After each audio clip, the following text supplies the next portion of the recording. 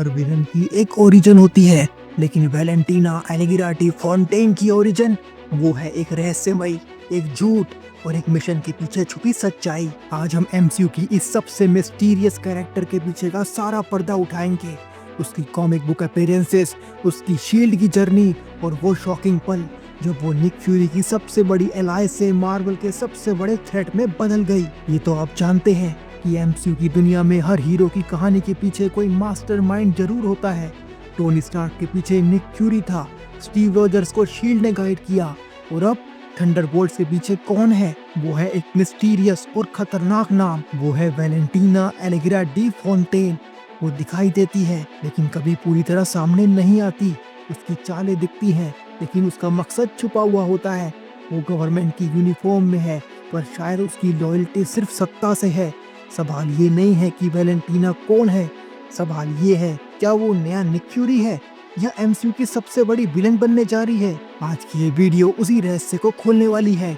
Valentina के dark secrets, उसकी comic book origin, उसके कॉमिक बुक कनेक्शंस और वो खतरनाक फ्यूचर जहां थंडरबोल्ट सिर्फ एक टीम नहीं बल्कि अवेंजर्स की कुर्सी तक हिला सकती है। नाउ बकल अप, क्योंकि एमसीयू की सबसे इंटेलिजेंट और डेंजरस औरत की सच्चाई आज सामने आने वाली है और शायद आपका एमसीयू का देखने का नजरिया हमेशा के लिए बदल जाए। ये super friends, welcome to our channel the super hero universe where legends rise. Now take your capes and let's assemble. Valentina की सबसे पहले कॉमिक बुक अपीयरेंस हुई थी स्ट्रेंज टेल्स इशू 159 में, जो कि पब्लिश किया गया था 1967 में। स्टैन ली और जिम ने इसे इंट्रोड्यूस किया एक इटालियन एलीट एजेंट के तौर पे जो शील्ड के लिए काम करती थी। उसका चार्म, इंटेलिजेंस और कॉन्फिडेंस उसे बाकी फीमेल कैरेक्टर से अलग बनाता है। वो सिर्फ निक फ्यूरी की असिस्टेंट नहीं थी बल्कि ये टॉप लेवल फील्ड एजेंट थी जिसने हाइड्रा के कई मिशंस खुद लीड किए। वैलेंटीना ने दिखाया कि एमसीयू में सिर्फ सुपर पावर्स नहीं बल्कि शार्प माइंड और स्ट्रेटजी भी किसी को खतरनाक बना सकती है। वैलेंटीना और निक फ्यूरी की रिलेशनशिप एक परफेक्ट स्पाई कपल की तरह थी, लेकिन ये कॉमिक्स में रिश्ता थोड़ा कॉम्प्लिकेटेड रहा। Nick Fury agent of SHIELD comic book जो कि पब्लिश की गई थी 1968 में, इस इशू में वैलेंटीना ने कई मिशंस में फ्यूरी की जान बचाई, लेकिन साथ ही फ्यूरी पर शक भी किया। एक मिशन में जब फ्यूरी प्रिज्यूम्ड डेड था तो वैलेंटीना ऑलमोस्ट हाइड्रा के हाथों में चली गई, लेकिन उसने खुद को बचाया और फ्यूरी की मौत का बदला भी लिया।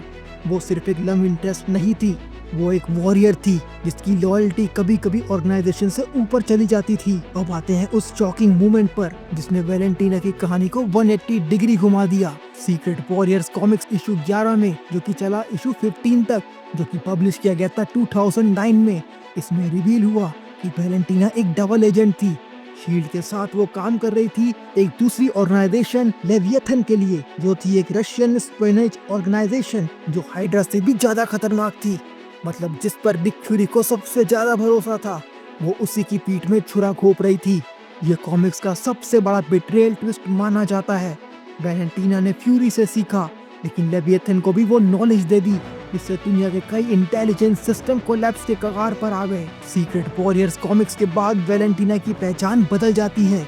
वो अब सिर्फ एक एजेंट नहीं बल्कि मैडम हाइड्रा बन चुकी होती है। कैप्टन अमेरिका वॉल्यूम 5 इशू 28 में, जो कि पब्लिश किया गया था 2007 में, और आगे के सारे इश्यूज में वो हाइड्रा को एक नई डायरेक्शन देती है और हाइड्रा को बनाती है एक female led intelligent Hydra. MCU में अभी तक ये रिवील नहीं हुआ है, लेकिन कॉमिक फैंस जानते हैं कि अगर वैलेंटीना का हाइड्रा कनेक्शन एमसीयू में आया तो हम एक cold war level conspiracy plot देख सकते हैं। और एमसीयू की करंट स्टोरी लाइंस, थंडरबोल्ट और सीक्रेट इन्वेजन को देखते हुए इसका चांस काफी स्ट्रॉन्ग है। वैलेंटीना सिर्फ जासूसी में ही नहीं बल्कि बड़े मार्वल इवेंट्स में भी की रोल्स निभा चुकी है। सिविल वॉर कॉमिक्स में वैलेंटीना ने टोनी स्टार्क के रजिस्ट्रेशन एक्ट को सीक्रेटली सपोर्ट किया था ताकि सुपर पावर बीइंग्स गवर्नमेंट के कंट्रोल में आ जाए। सीक्रेट इन्वेजन कॉमिक्स में वैलेंटीना का स्क्रल वर्जन भी सामने आया, जिससे उसकी असली पहचान और भी ज्यादा कॉम्प्लेक्स हो गई। डार्क ग्रीन कॉमिक्स, जो कि पब्लिश की गई थी 2009 में, इसमें नॉर्मन ऑसबॉर्न के रूल में जब शील्ड को हैमर में बदला गया तब वैलेंटीना ने अपने लिंक्स दोनों साइड से बनाए रखे। हाइड्रा और हैमर दोनों में उसकी आंखें और कान मौजूद थे। वैलेंटीना की स्पेशलिटी ही यही है, वो हर सत्ता में रहकर पावर को मैनिपुलेट करना जानती है। चाहे उसके लिए लॉयल्टी को बेच देना पड़े। कॉमिक्स में वैलेंटीना ने कई बार एंटी हीरोज टीम बनाई है, जैसे सीक्रेट वॉरियर्स और शैडो शील्ड यूनिट्स, और एमसीयू में भी उसका यही ब्लूप्रिंट देखने को मिल रहा है। उसने बनाए न्यू अवेंजर्स जो थे थंडरबोल्ट्स, जिसमें थे येलेना, यूएस एजेंट्स, गोस्ट और टास्कमास्टर जैसे ट्रबल्ड हीरोज। ये सब एक कैलकुलेटेड सेटअप है। ये इंस्पायर्ड है थंडरबोल्ट्स की कॉमिक्स जो कि पब्लिश की गई थी 1997 में, जहां विलन्स को हीरोज की तरह पेश किया गया था। वैलेंटीना एमसीयू में वही स्टोरी दोहरा रही है, और एमसीयू के अगले फेज में वो नया निक फ्यूरी नहीं बल्कि एक डार्क स्ट्रेटेजिस्ट के तौर पर उभर रही है। वो बना रही है shadow Avengers. Valentina Allegra day Fontaine, एक नाम जो मार्वल कॉमिक्स में कई दशकों तक रहस्य और साजिश का दूसरा नाम रहा है। जहां एक तरफ निक फ्यूरी ने दुनिया को हीरोज दिए, वहीं वैलेंटीना एक ऐसी दुनिया बना रही है जहां हीरोज क्वेश्चनेबल होंगे और विलन सरकारी यूनिफॉर्म पहनेंगे।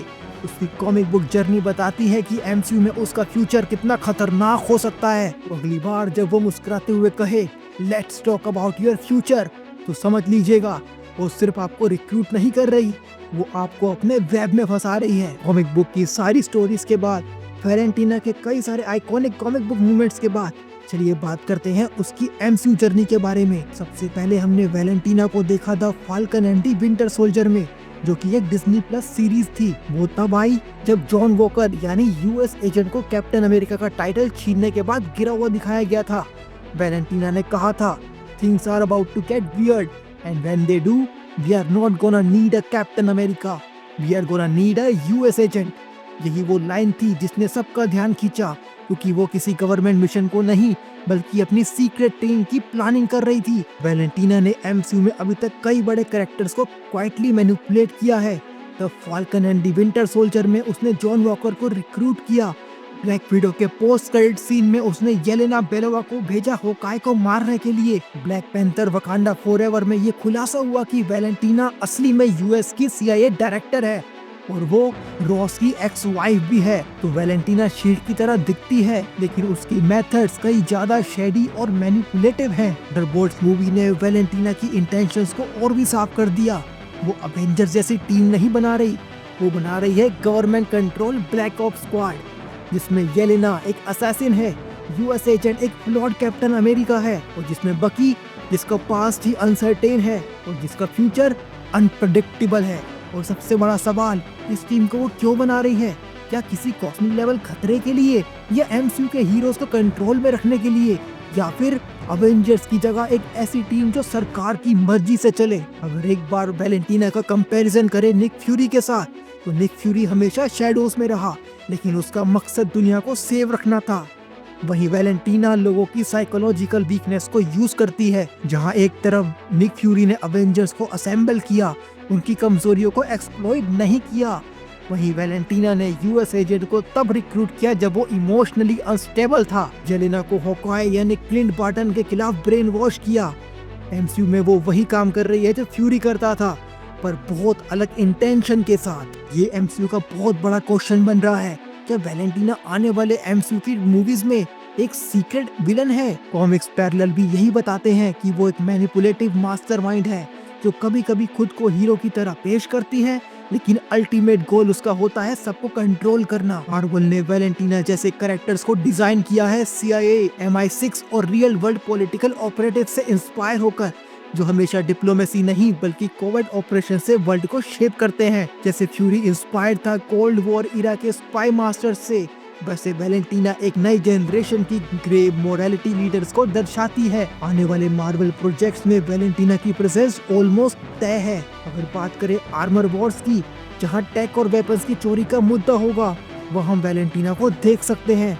आने वाली मूवीज अवेंजर्स सीक्रेट वॉर्स में भी बहुत पॉसिबिलिटी है कि वैलेंटीना हमको दिखे अपने न्यू अवेंजर्स के साथ। अगर थोड़ा और प्रिडिक्ट करें तो एमसीयू फेज 6 में वैलेंटीना या तो स्क्रल से डील कर रही होगी, या शायद डॉक्टर डूम जैसे कैरेक्टर से भी इनडायरेक्टली जुड़ी हो सकती होगी। तो दोस्तों, वैलेंटीना एलेग्रा डे फोंटेन एक ऐसा नाम है जो एमसीयू की फ्यूचर डायरेक्शन को डिफाइन कर सकता है।